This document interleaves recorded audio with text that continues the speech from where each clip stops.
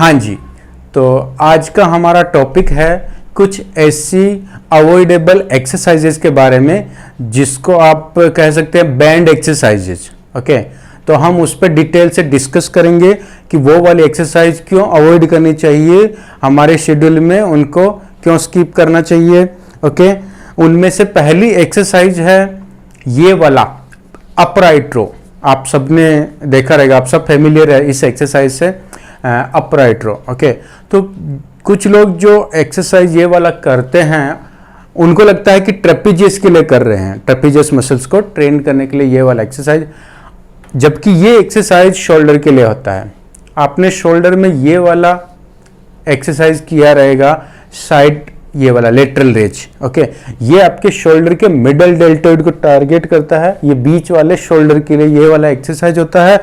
और इसका ही एक वेरिएंट और होता है ये वाला अपराइट रो। तो कुछ लोग इसको ट्रेपीजियस समझ के करते हैं और कुछ लोग इसके लिए ये वाला एक्सरसाइज करते हैं। ओके, लेकिन ये वाला एक्सरसाइज बहुत ही ज़्यादा डेंजरस होता है आपके शोल्डर के लिए। ऐसा क्यों, उसके बारे में हम डिस्कस करेंगे। यही हमारा आज का मेन इंपॉर्टेंट टॉपिक है। देखिए, आप इस मोमेंट को समझिए, जब भी आप ये वाला एक्सरसाइज करते हैं, ओके, तो इसमें आप हेवी वेट लिफ्ट कर सकते हैं। आप चाहे केबल पे कर रहे हैं, वो छोटा वाला बारबेल लेके केबल पे कर रहे हैं, या फिर आप ऐसा बड़े बारबेल के साथ कर रहे हैं, या फिर आप डंबल के साथ में। तीनों में क्या होता है, जब यहां से लेके यहां तक की रेंज में आप लिफ्ट करें तब भी आपका बाइसेप्स मसल काम कर रहा है, जबकि ये वाला एक्सरसाइज में बाइसेप्स को इन्वॉल्व करने की जरूरत ही नहीं है, क्योंकि शोल्डर का एक्सरसाइज है और साइड से ये एकदम कन्वीनियंट मूवमेंट है, न्यूट्रल मूवमेंट है, इसमें आप आराम से इसको ट्रेन कर सकते हैं। लेकिन इस एक्सरसाइज में जब भी आप ये करते हैं तो इसमें क्या, यहाँ से यहाँ तक हेवी वेट जाता है, फिर इसके बाद से जो रेंज आता है वो मेन प्रॉब्लमेटिक है, क्योंकि यहाँ के बाद में अब आप सीधा इसको यहाँ नहीं, क्योंकि बॉडी बीच में आ रहा है तो आप सीधा स्ट्रेट तो इसको नहीं ला सकते हैं। तो क्या होएगा, यहाँ के बाद में आप नोटिस करना कि आपका शोल्डर में थोड़ा रोटेशनल मूवमेंट होएगा, तब भी ये ऊपर आएगा, ये वाला रोटेशनल मूवमेंट होएगा। ओके, और जब भी आप रोटेशन कराते हैं तो रोटेशन कौन सा मसल कराता है, आपके शोल्डर के डीप मसल ग्रुप में से रोटेटर काफ मसल के जो चार ऐसे छोटे छोटे मसल्स है, पतले पतले धागे जैसे, उनका काम है आपके शोल्डर जॉइंट को ऐसा ब्रश करके रखना और शोल्डर को उनमें से दो मसल जो शोल्डर को बाहर की तरफ रोटेट कराते हैं। और ये मसल्स इतने पतले होते हैं कि इस पर आप ज़्यादा हेवी वेट नहीं लिफ्ट कर सकते हैं। हमने लास्ट में एक वीडियो बनाया था शोल्डर रोटेशन के बारे में, पूरा डिटेल से डिस्कस किया था कौन कौन से मसल्स होते हैं और कितना वेट लिफ्ट कर सकते हैं, कौन सी एक्सरसाइज करते हैं। तो अब समझो, अब यहाँ केबल है, केबल की तरफ से ये वेट आप पुल करें तो हार्डली 1 या 2 प्लेट इसमें मुश्किल से जाता है। ओके, तो जब भी आप ये वाला एक्सरसाइज कर रहे हैं तो क्या हो रहा है, इसमें यहाँ से यहाँ तक इजी हो रहा है, क्योंकि आपका बाइसेप्स जो बहुत ही पावरफुल मसल्स है इस वेट को लिफ्ट कर रहा है। लेकिन यहाँ के बाद में ये छोटा सा मसल था जिसको हम 10 गुना वेट के साथ में कोशिश करें उठाने की, ऐसा लिफ्ट करें, तो अब यहाँ से जैसे मैं वेट को लेके ऊपर आ रहा हूँ तो शोल्डर का रोटेशन हो रहा। अभी ये जो डंबल है, ये जो वेट है हाथ में, ये आपके शोल्डर को इंटरनली रोटेट कराने की कोशिश कर रहा है, क्योंकि ये ग्रेविटी की लाइन में खींच रहा है और ये नीचे ना गिरे इसके लिए आपका शोल्डर का जो एक्सटर्नल रोटेशन वाला मसल है, जो सबसे पतला मसल है, एकदम सेंसिटिव मसल है, वो क्या कर रहा है, वो स्ट्रगल कर रहा है कि ये घूमे इधर, क्योंकि हम उसको यही इंस्ट्रक्शन दे रहे हैं ना ऐसा बाहर घूमने का, और ये वेट इसको नीचे घुमा रहा। तो क्या हो रहा है, वो बाहर रोटेट करने वाले मसल्स के ऊपर बहुत ज्यादा लोड आ रहा है, जबकि हमारा टारगेट मसल कौन सा था, ये वाला। अब दोनों ही मोमेंट में आपको ये वाला मसल कहीं पे भी डायरेक्टली इन्वॉल्व नहीं हो रहा है, लेकिन हम ये सोच के कर रहे हैं कि हम ये साइड वाले के लिए शोल्डर अपराइट रो कर रहे हैं। तो यहां से यहां तक डोमिनेंट बाइसेप्स था, फिर यहां से यहां तक की रेंज में हम डोमिनेंट किसको कर रहे हैं, रोटेशनल ग्रुप को। और ये बहुत छोटे मसल से इतना वेट लिफ्ट नहीं कर सकते, इसीलिए ये एक्सरसाइज में आपका शोल्डर रोटेटर कफ की इंजरी के सबसे ज्यादा चांसेस होते हैं। ओके, तो ये एक्सरसाइज क्यों नहीं करना चाहिए, क्यों अवॉइड करना चाहिए, अभी आपका कॉन्सेप्ट क्लियर हो गया है। आपके पास और भी ऑप्शंस हैं साइड वाले ये मिडल डेल्टोइड को ट्रेन करने के लिए। आप डंबल्स के साथ ये वाला कर सकते हैं, केबल के साथ कर सकते हैं, ऐसा पीछे से हाथ में पकड़ के, जैसा हमने पिछले वीडियो में बताया कि इधर केबल रहेगा, यहाँ पीछे से हाथ आके ये वाला मूवमेंट करेगा। फिर इसका एक मशीन भी आता है ऐसा मिडिल डेल्टोइड के लिए शोल्डर का ये वाला बैठ के आप ऐसा ऐसा लिफ्ट करते हैं। ओके, तो ऑलरेडी 3 ऑप्शन सर, तीनों बेस्ट ऑप्शन हैं। फिर आपको ये ऑकवर्ड पोजीशन में ये मूवमेंट कराने की ज़रूरत नहीं है, इसलिए आपको अपराइट रो हमेशा अवॉइड करना है, चाहे बारबेल हो चाहे डंबल कुछ भी हो। अभी देखिए मैं 5 रिपीटेशन आपको करके दिखाता हूँ कैसा इसमें मूवमेंट होता है। ओके, तो ये आपका 5 किलो का डंबल है। अभी देखना, मैं यहां से यहां तक ला रहा हूं, तभी तक मेरे को एकदम इजी लग रहा है क्योंकि 5 किलो मेरे बाइसेप्स के लिए कुछ भी नहीं है। ओके, ये वाला। लेकिन इस रेंज के बाद जैसे मैं ऊपर ले जाने की कोशिश कर रहा हूं, अभी देखो मैं बिना शोल्डर को रोटेट कराए मैं ऊपर नहीं ला सकता इसको। ओके, ये वाला। तो जैसे ही मैं रोटेट करने की कोशिश कर रहा हूं, अभी मेरा जो शोल्डर का रोटेशन वाला मसल है वो बहुत ही सेंसिटिव मसल है, बहुत ही पतला मसल है, उसका इतना स्ट्रेंथ नहीं है, लेकिन मैं उसको बाइसेप्स के बराबर वाला इंटेंसिटी से चैलेंज कर रहा हूं। तो क्या हो रहा, उसके टीयर होने के चांसेज हैं, उसके रिलेटेड कनेक्टिव टिश्यूज हैं, आपका टेंडन उखड़ सकता है, कुछ भी हो सकता है। इसलिए आपको ये एक्सरसाइज हमेशा अवॉइड करना है। ओके, जो कि आपके शोल्डर के लिए होता है। और ट्रेपीजियस के लिए ये वाला एक्सरसाइज नहीं होता। ट्रेपीजियस के लिए सिर्फ एक ही मूवमेंट होता है, श्रग्स। आप हाथ में कोई भी ऑब्जेक्ट पकड़े हो उससे फर्क नहीं पड़ता, आपने बारबेल पकड़ा है कि केबल का वो पकड़ा है छोटा वाला बारबेल, की आपने डंबल लिया है, कोई भी वेट लिया है, लेकिन आपका मूवमेंट क्या हो रहा है ये इंपॉर्टेंट है। तो आप ट्रेपीजियस को अगर ट्रेन करना चाहते हैं तो श्रग्स के थ्रू कर सकते हैं। यही एक ऐसा आपके पास ऑप्शन है जिससे आप श्रग्स को ट्रेन कर सकते हैं। ये श्रग्स के लिए नहीं होता है, ये मिडिल डेल्टोइड के लिए होता है, जिसका प्रॉपर मूवमेंट है साइड वाला। ओके, इसलिए आप इस एक्सरसाइज को अपने प्रोग्राम में नहीं ऐड करेंगे, स्किप करने की कोशिश कीजिए। ओके, तो ये तो अपना हो गया है अपराइट रो। अभी दूसरा एक्सरसाइज है, आपने देखा रहेगा ये रिस्ट वाला, कि हम फोर आर्म को ट्रेन करने के लिए एक वेरिएशन लेते हैं जिसमें आप ऐसे बेंच के ऊपर हाथ रखते हैं और ये वाला मूवमेंट करा दें। ओके, तो ये वाला फोर आर्म के लिए होता है, लेकिन आप देखिए फोर आर्म का फंक्शन क्या है। अभी समझो ये मेरा फोर आर्म है। ओके, अभी यहां से मैं जैसे मुट्ठी बंद करता हूं, देखिए मेरा ये फ्लेक्सर ग्रुप और ये एक्सटेंसर ग्रुप दोनों काम कर रहा है।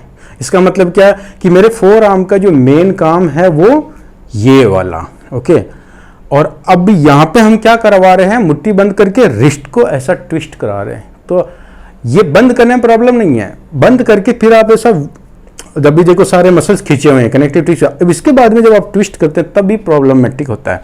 ओके, तो आपको फोर आर्म को अलग से ये वाला वेरिएशन के साथ में ट्रेन करने की जरूरत नहीं है, क्योंकि ये स्पेसिफिक मसल्स हैं। जैसे आपका काप मसल हो गया और आपके फोर आर्म, जितने भी असिस्टिंग मसल्स होते हैं वो हमेशा साइमल्टेनियसली, जब भी आप प्राइम मूवर को ट्रेन करें, बड़े मसल्स को ट्रेन करें, तब भी ऑटोमेटिकली उनके साथ में उसी रेशियो में ट्रेंड हो जाता है। आपको अलग से वेरिएशन लेने की जरूरत नहीं है। फिर भी अगर आपको लगता है कि नहीं मुझे फोर आर्म अलग से ट्रेन करना, तो उसका ऐसा कन्वीनियंट आप एक्सरसाइज लीजिए, कन्वीनियंट वेरिएशंस लीजिए। जैसे आप फार्मर वॉक हो गया, उसमें आप हेवी से हेवी वेट पकड़ के, जिसको आप एटलीस्ट 30 सेकंड 40 सेकंड होल्ड कर सकते हैं, ऐसा वेट लेके आप ऐसा होल्ड करिए या वॉक करिए, आपके ऊपर है। तो उसके थ्रू आप इसको फोर आर्म को ट्रेन कर सकते हैं। और जितना भी आप हेवी लिफ्ट करते हैं, जैसा डेड लिफ्ट में होल्ड किया, श्रग्स में होल्ड किया, या फिर आपने पुलिंग के लिए आप कोई भी पुलिंग मूवमेंट कर रहे हैं, चाहे आप पुलअप चिनअप्स कर रहे हैं या आपने बार सामने से पकड़ा केबल का उसको पुली को खींचने के लिए, तो उसमें ऑलरेडी ये इतना हेवी वेट के साथ इतनी देर होल्ड करके रखा, क्योंकि इसका काम क्या है, होल्डिंग का, और ये सारे वेट में होल्ड ही तो करके रखता है। तो क्या है, आपका फोर आर्म इसके रेशियो में, आपका जितना चेस्ट का जितना भी पुशिंग ग्रुप है, पुलिंग ग्रुप है, ये सबके साथ में ऑलरेडी ट्रेन हो रहा है। तो आप इसको एडिशनल एक्सरसाइज कराने की जरूरत नहीं है। फिर भी अगर आपको लगता है कि नहीं मुझे कुछ एडिशनल चाहिए, एक दो वेरिएंट, तो आप फिर ऐसा वेट होल्ड करके फॉर्मर वॉक के थ्रू इसको ट्रेन कर सकते हैं, लेकिन ये वाला अवॉइड करिए। अब इसमें प्रॉब्लम कैसे होता है कि हमारी पूरी बॉडी में दो जॉइंट ऐसे हैं, एक ये वाला जॉइंट और एक वाला एंकल का जॉइंट। यहाँ ये इरेगुलर बोन जॉइंट है, मतलब यहाँ पे जो बोन्स है वैसा बंच ऑफ बोन्स, मतलब इतने सारे बोन्स है जो सबका अलग अलग शेप और साइज है, कोई भी सिमिलर नहीं है, वो ऐसे समझो ऐसे पड़े हुए हैं। ओके, और उसके बीच में से ऐसा ब्लड वेसल निकल रहा है। ओके, समझो ये जितनी भी ब्लड की नसें हैं वो ऐसे निकल रही है। तो जब भी आप हेवी वेट के साथ, पहले तो आपने मुट्ठी बंद किया तो कैसा ये पूरा जितने भी मसल्स हैं, कनेक्टिव टिश्यू स्ट्रेच हो गए, खिंच गए पूरे, कॉन्ट्रैक्ट होके। अब इसके बाद में आप जब ऐसा ट्विस्ट करते हैं तो क्या होता है, वो जो ब्लड वेसल और जो आपका बोन है, इरेगुलर बोन है, उनके बीच में से घर्षण होता है। तो आपने देखा, आपने सुना रहेगा कार्पल ट्यूनेल सिंड्रोम के बारे में। ये एक प्रॉब्लम होता है रिस्ट से रिलेटेड, स्पेशली रिस्ट के वजह से प्रॉब्लम होता है। तो उसमें क्या होता है कि आपका बोन है उसके बीच में जो ब्लड वेसल है उसका ऐसा घर्षण होता है, फ्रिक्शन होता है, उसकी वजह से वो स्वेलिंग हो जाता है वहाँ पे, तो उसको बोलते हैं कार्पल ट्यूनेल सिंड्रोम। तो ये प्रॉब्लम उनको ज़्यादा होता है जिनका रिस्ट का मूवमेंट ज़्यादा होता है। या तो आप ऐसे फोर्स जनरेट करने के लिए रिस्ट का मूवमेंट करें या फिर हेवी वेट के साथ में ऐसा ट्विस्ट कर रहे हैं, ओके, तभी ये प्रॉब्लम होता है। आपने देखा रहेगा कुछ लोग जब चेस्ट प्रेस करते हैं ऐसा वाला, तो उसमें उनका जो रिस्ट है ये पूरा ऐसा घुमा हुआ रहता है। समझो आपने ऐसा, आप लेटे हुए हैं, आपने बारबेल पकड़ा हुआ है, लेकिन बारबेल पकड़ने के टाइम देखना आपका पूरा रिस्ट ऐसे घुमा हुआ रहेगा और बारबेल कहाँ पड़ा है, यहाँ पे। तो ये इतना हेवी वेट जो अपने बारबेल में लगा रखा 100-150 किलो, ये आपके हाथ को ऐसा ट्विस्ट करने की कोशिश कर रहा है, ये जॉइंट को, ओके। तो आपको क्या करना है, इसको ऐसे रखना है। आप कितना हेवी वेट मारे, चेस्ट में कुछ भी करें, लेकिन आपका ग्रिप कैसा होना चाहिए, ऐसा स्ट्रेट। ये आपका जो ये वाला जो एरिया है, ये वाला पोर्शन है, बारबेल यहां पड़ा रहना चाहिए, इस शाफ्ट के एकदम टॉप पे, हेड पे, यहां पाम पे नहीं। तो ये ऐसा रहेगा तो कैसा सारा वेट ये झेल लेगा, तो आपको रिस्ट में अननेसेसरी सा ट्विस्ट नहीं होगा। आपने देखा रहेगा जब कोई आपस में फाइट करा और उसको ऐसे पकड़ लेता तो हम कैसा ऐसे छुड़ाने की कोशिश करते, क्योंकि ये बहुत ही सेंसिटिव है। तो जब हम अगर यहाँ पे इतना पेन हो रहा है तो आप सोचिए ना, जब इतना 100-150 किलो वेट के साथ में ट्विस्ट कर रहा है तो क्या होगा। इसलिए आपको रिस्ट को ट्विस्ट नहीं करना है वेट के साथ स्पेशली। तो ये जो वाला एक्सरसाइज हम करते हैं बेंच पे हाथ रख के और हाथ में कोई भी वेट लेके, डंबल या बारबेल लेके करते हैं, ये आपको एक्सरसाइज अवॉइड करना है, ये इंजरी ओरिएंटेड है, ओके। तो अभी आपको समझ में आ गया फोर आर्म से रिलेटेड जो वेरिएशंस है कौन से अच्छे हैं, ये वाला क्यों नहीं करना, सारा कॉन्सेप्ट क्लियर हो गया। तीसरा, एक और एक्सरसाइज जो आपने जिम में देखा रहेगा, स्पेशली पुरानी जिम में रहता है कि एक ऐसा हिप ट्विस्टर रहता है जिसमें कुछ भी वेट नहीं लगा रहता है, सिर्फ एक ऐसा नीचे राउंड प्लेट रहता है जिस पे हम खड़े हो जाते हैं और आगे हैंडल रहता है सब, उसको पकड़ के हम ऐसा रिस्ट को, हिप को ट्विस्ट कराते हैं। अब उसमें क्या हो रहा, जब आप हिप को ट्विस्ट करा रहे तो आपका जो मूवमेंट है वो सर्कुलर मूवमेंट है।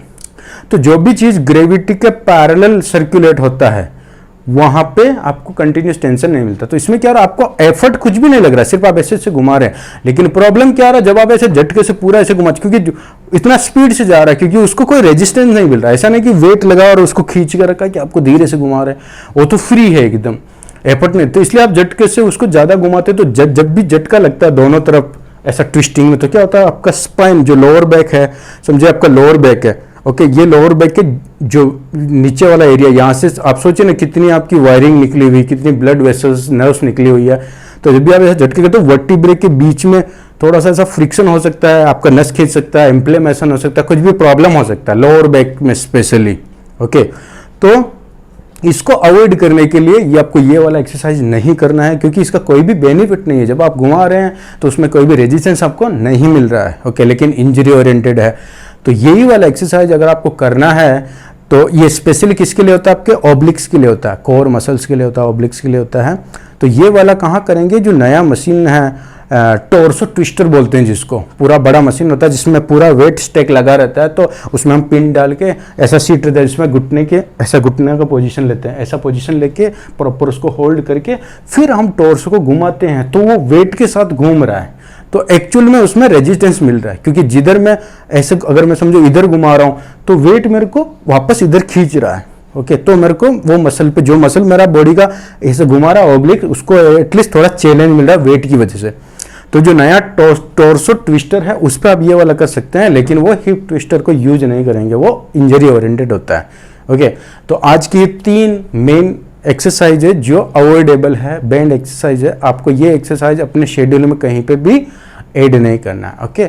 और भी ऐसे कुछ एक्सरसाइज है जो हम अगले वीडियो में डिस्कस करेंगे कि कौन कौन सी एक्सरसाइज जो आपको अवॉइड करना है या उसको लास्ट ऑप्शन रखना है। तो जब हम वर्कआउट प्लानिंग का वीडियोस बनाएंगे जिसमें अलग अलग टाइप के लोगों के लिए, जैसे कोई बिगिनर है, एडवांस लेवल का है, इंटरमीडिएट, जिसको कोई हेल्थ इश्यूज है या बच्चे लोग का, तो सबका वर्कआउट प्लान रहेगा। उसमें हम डिस्कस करेंगे कि कौन सा एक्सरसाइज जो बहुत ज़्यादा इंपॉर्टेंट है, मोस्ट इफेक्टिव है, कौन सा एक्सरसाइज जो लेस इफेक्टिव है, ऐसा सीक्वेंस वाइज हम लोग डिस्कस करके बताएंगे, ताकि आप खुद का अपना वर्कआउट प्रोग्राम बना सकें, ओके। आपको किसी ट्रेनर के भरोसे रहने की ज़रूरत नहीं है, ओके।